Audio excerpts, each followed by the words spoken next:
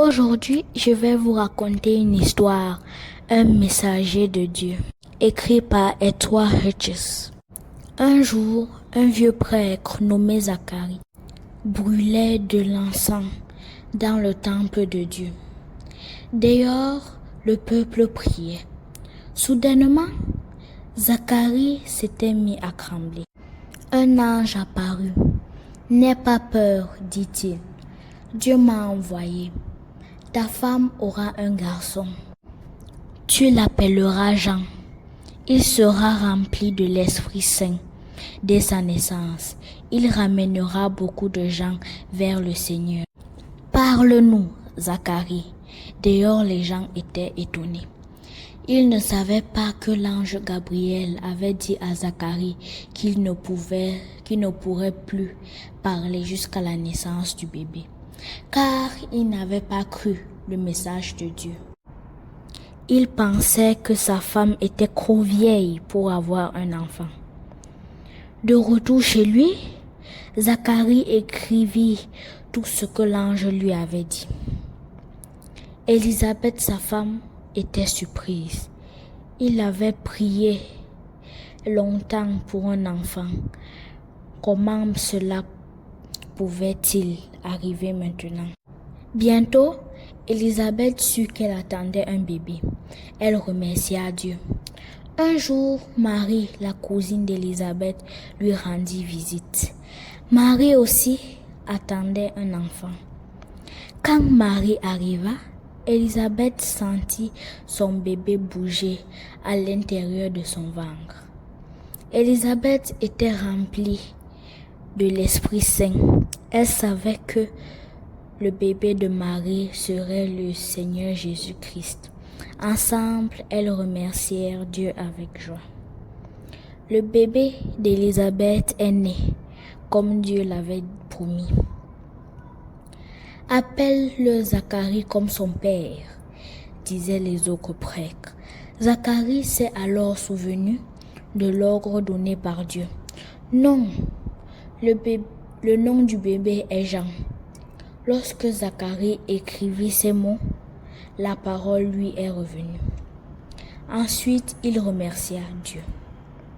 Lorsque Jean grandit, il était comme Élie, le grand homme de Dieu. Jean parla aux gens de la venue prochaine du Fils de Dieu. Les chefs juifs détestaient Jean car il leur disait « Repentez-vous, arrêtez de pécher. » Ils ne voulaient pas entendre parler de leurs péchés. D'autres appelaient Jean-Baptiste car il baptisait les gens pour montrer qu'il était désolé pour leurs péchés. Un jour, Jésus se rendit près de Jean pour être baptisé. Jean protesta. « C'est moi qui devrais être baptisé par toi. » Mais Jésus dit, « Pour le moment, qu'il en soit ainsi. » Alors Jean baptisa Jésus.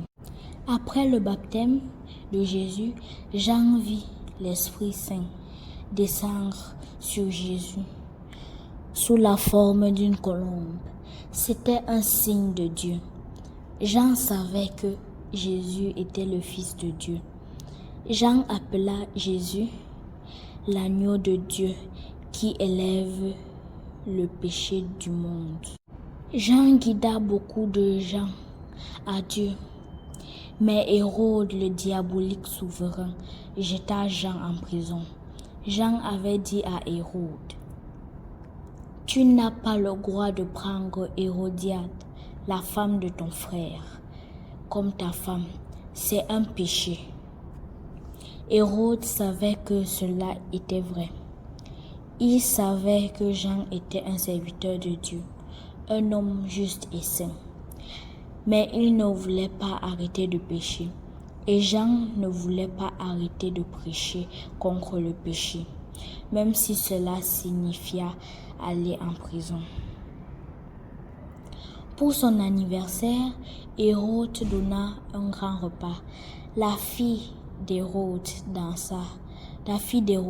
dansa pour lui. Cela plut à Hérode. Tu peux me demander ce que tu veux, promit-il, même la moitié de mon royaume. Qu'est-ce que je vais demander? La jeune fille se demandait. Sa mère, Hérodiade, qui détestait Jean, lui dit quoi demander. C'était terrible. Donne-moi la tête de Jean-Baptiste sur un plat. La jeune fille dit à Hérode.